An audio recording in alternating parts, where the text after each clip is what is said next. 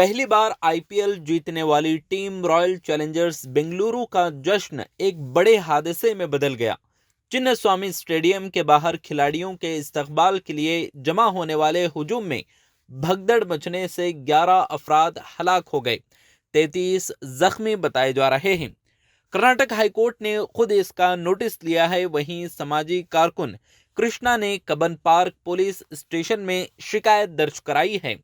شکایت میں chief minister سدرامیا، deputy chief minister D کے شیو کمار اور کرناٹکا کرکٹ بورڈ پر لاپرواہی کا الزام لگایا گیا ہے۔